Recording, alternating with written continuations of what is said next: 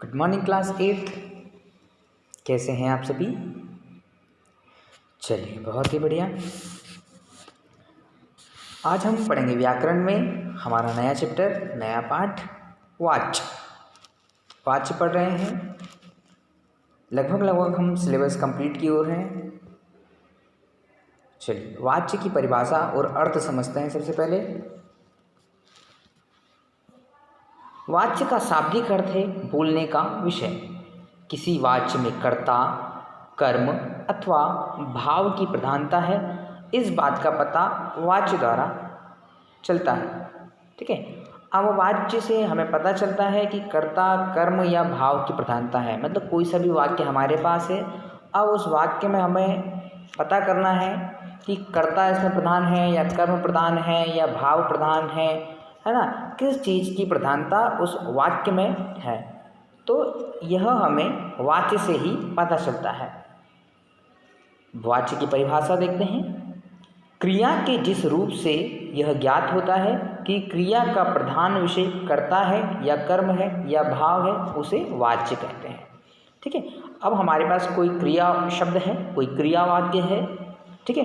उसमें हमें पता करना है कि क्रिया जो हो रही है वो कर्म के आधार पर हो रही है या कर्ता के आधार पर हो रही है या भाव के आधार पर हो रही है ना। उस क्रिया शब्द में, उस क्रिया वाक्य में कर्म प्रधान है, कर्ता प्रधान है या भाव प्रधान है, इस बात की जानकारी हमें वाच्य से मिलती है।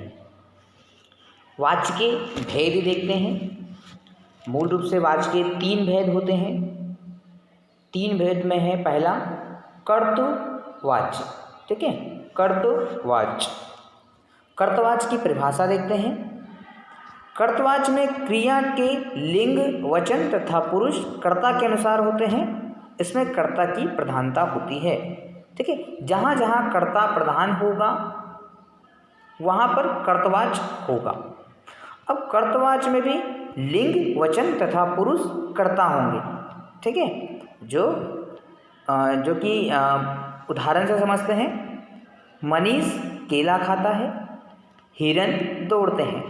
इन वाक्यों में मनीष और हिरन कर्ता है क्योंकि खाता है और दौड़ते हैं, क्रिया कर्ता के अनुसार प्रयोग हुई है। इन वाक्यों में कर्तवाच्य है। यहाँ पर दौड़ने की क्रिया और खाने की क्रिया कर्ता के द्वारा की गई है, इसलिए यहाँ पर कर्तवाच्य है। अब हमें यह क्रिया कहाँ से पता चल रही है? हमें यह क्रिया लिंग और कर्म के आधार पर, कर्ता के आधार पर पता चल रही है। ठीक है। लिंग पुल्लिंग है। ठीक है। और कर्ता के आधार पर पता चल रहा है, इसलिए यहाँ पर ये कर्तवाच्य माना गया है। कर्मवाच्य देखते हैं। कर्मवाच्य में क्रिया के लिंग, वचन तथा पुरुष कर्म के अनुसार होते हैं। इनमें कर्म की प्रधानता होती है। अभी हमने कर्तवाच्य देखा था। कर्तवाच्य में कर्ता की प्रधानता होती है, लेकिन यहाँ पर हम देखेंगे यहाँ कर्म की प्रधानता होती है। क्रिया जो होगी उसमें कर्म प्रधान होगा। जैसे कि हमने क्रिया पढ़ा था, उसमें सकर्मक क्रिया और अकर्मक क्रिया पढ़ी थी। यहाँ पर क्रिया कर्म के आधार पर मानी जाएगी कि इसमें कर्म है या नहीं है। कर्म है तो वो किस तरह का है। उदाहरण से समझते हैं कि कृष्णा के द्वारा सितार बजाया जाता है। दूसरा उदाहरण है माँ के द्वारा भोजन बनाया गया। उपरोक्त वाक्य में बजाया जाता है, बनाया गया है, ये क्रिया है। इनका संबंध सितार और भोजन से है, जो कि कर्म है। ठीक है। इसलिए यहाँ पर कर्मवाच्य होगा, है ना। देखते हैं एक बार और कि सितार जो है वो हमारा कर्म है और भोजन जो है वो हमारा वो भी कर्म है। ये जो क्रिया हो रही है यह कर्म प्रधान क्रिया है। यहाँ पर कर्म मौजूद है, इसलिए यह कर्मवाच्य होगा।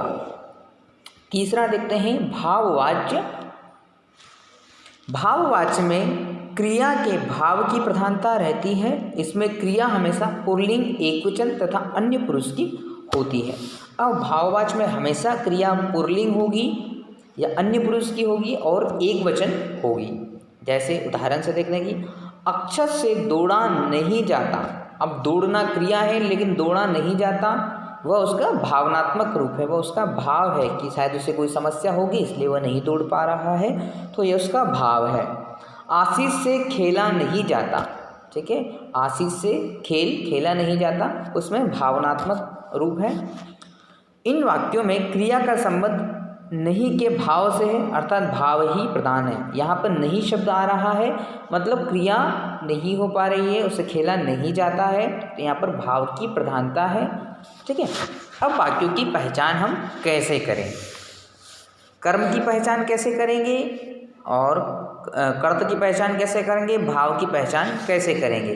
इसके लिए हमने कारक पहले भी पढ़े थे, ठीक है, कारक पढ़ चुके हैं हम इसके पहले। तो कर्ता के साथ ने विभक्ति होती है, कभी कभी कर्ता बिना विभक्ति के भी होता है। यदि कर्ता के साथ ने विभक्ति होती है तो वह हमारा कर्तवाच्य होगा। कर्ता के साथ से या के द्वारा विभक्ति है तथा क्रिया सकर्मक होती है तो वहाँ पर कर्मवाच्य होगा। कर्मवाच्य में सबसे पहले सकर्मक क्रिया होगी, मतलब वहाँ पर कर्म होना ही चाहिए। फिर उसके बाद में कर्ता के साथ में से या के द्वारा की विभक्ति जुड़ी होनी चाहिए तो वह हमारा कर्मवाच्य होगा। भाववाच्य की पहचान, अब भाववाच्य को हम कैसे पहचानेंगे भाई, कर्ता के साथ से या के द्वारा विभक्ति होती है ना। भाववाच्य में जो भी कर्ता होगा उसके साथ में से या के द्वारा की विभक्ति होगी, क्रिया हमेशा अकर्मक होगी। यहाँ पर ध्यान देने वाली बात यह है कि भाववाच्य में क्रिया अकर्मक होती है और कर्मवाच्य में क्रिया सकर्मक होती है, ठीक है। फिर क्रिया का रूप हमेशा एक वचन, पुल्लिंग तथा अन्य पुरुष ही होगा, ठीक है। भाववाच्य में हमेशा क्रिया जो है वो एक वचन के रूप में होनी चाहिए, इसमें और पुल्लिंग होनी चाहिए, ठीक है, तो वह भाववाच्य होगा। वाच्य परिवर्तन, अब वाच्य को हम कैसे परिवर्तित कर सकते हैं, कर्तवाच्य से कर्मवाच्य में कैसे बदल सकते हैं, कर्तवाच्य से भाववाच्य में कैसे बदल सकते हैं और कर्मवाच्य से कर्तवाच्य में कैसे बदल सकते हैं, यह देखते हैं।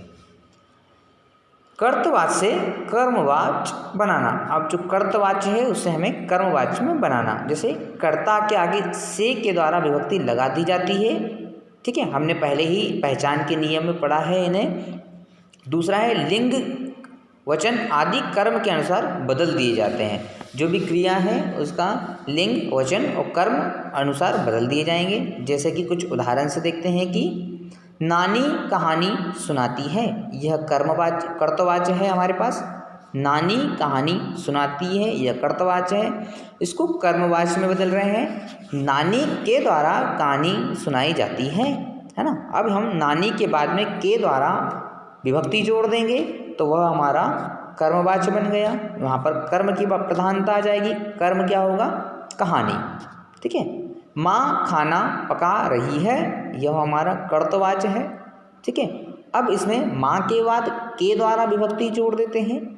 माँ के द्वारा खाना पकाया जा रहा है, ठीक है। अब यहाँ पर खाना जो है वो कर्म हो गया हमारा, तो माँ के द्वारा खाना पकाया जा रहा है, ठीक है। चलिए इसी तरह से देखते हैं कर्तवाच्य से भाववाच्य बनाना। अब कर्तवाच्य से भाववाच्य कैसे बनाएंगे भाई, कर्ता के साथ से या के द्वारा विभक्ति जोड़ दी जाती है। अब हमारा कर्ता जो भी होगा उसके साथ में उसके बाद में से या के द्वारा, जैसे कि हमने कर्मवाच्य के लिए भी जोड़ा था, लेकिन यहाँ पर भी से या के द्वारा विभक्ति जोड़ देंगे। क्रिया सदैव अन्य पुरुष, पुल्लिंग एवं एक वचन में रहती है। क्रिया हमेशा एक वचन के रूप में रहेगी, पुल्लिंग के रूप में रहेगी, पुरुष के रूप में रहेगी। फिर तीसरा नियम है इसका, जा धातु के क्रिया रूप कर्तवाच्य के काल भेद के अनुसार जुड़ जाते हैं। जा जो शब्द आखिरी में आता है वह काल भेद के अनुसार जुड़ जाएगा, ठीक है। जैसे काल चलेगा, जैसे समय चल रहा है उसके हिसाब से बदल दिया जाएगा, है ना। चलिए, रीता नहीं पढ़ती है, अब यहाँ कर्तवाच्य है कि रीता नहीं पढ़ती है। रीता से पढ़ा नहीं जाता, भाववाच्य क्या आएगा यहाँ पर, रीता से पढ़ा नहीं जाता, यहाँ पर नहीं शब्द जोड़ देंगे और जा उसकी धातु है। वह नहीं खाता, तो वह नहीं खाता का भाववाच्य क्या होगा? उससे खाया नहीं जाता, उससे खाया नहीं जाता, यह हमारा भाववाच्य हो गया। चलिए अंतिम है हमारा कर्मवाच्य से कर्तवाच्य बनाना। कर्मवाच्य से हमको कर्तवाच्य बनाना है, तो कैसे बनाएंगे इसका? लिंग, वचन, पुरुष आदि कर्ता के अनुसार बदल दिए जाएंगे, है ना। जो भी हमारा कर्ता होगा, चाहे स्त्रीलिंग हो चाहे पुल्लिंग हो, उसके आधार पर लिंग, वचन और पुरुष बदल दिए जाएंगे, है ना। यदि कर्ता पुल्लिंग है तो लिंग की क्रिया भी पुल्लिंग के रूप में होगी, अगर बहुवचन के रूप में है तो क्रिया भी बहुवचन के रूप में होगी। जैसे उदाहरण से समझते हैं, नमिता द्वारा चित्र बनाया जाता है ना। नमिता द्वारा चित्र बनाया जाता है, तो कर्तवाच्य क्या करेंगे कि नमिता चित्र बनाती है ना। नमिता चित्र बनाती है। दूसरा देखते हैं, उसके द्वारा फुटबॉल खेला जा रहा है। उसके द्वारा फुटबॉल खेला जा रहा है ना। कोई तो कर्तवाच्य लिखेंगे, कोई फुटबॉल खेल रहा है। कर्तवाच्य क्या होगा? कोई फुटबॉल खेल रहा है। ठीक है, इस तरह से हम कर्मवाच्य से कर्तवाच्य बना लेंगे। इसी के साथ ही हम वाच्य चैप्टर को ख़त्म कर रहे हैं। इस वीडियो में हम इस पार्ट को पूरा पढ़ चुके हैं। आप अपनी कॉपी में इस पार्ट को लिख करके रख लेंगे। Thank you.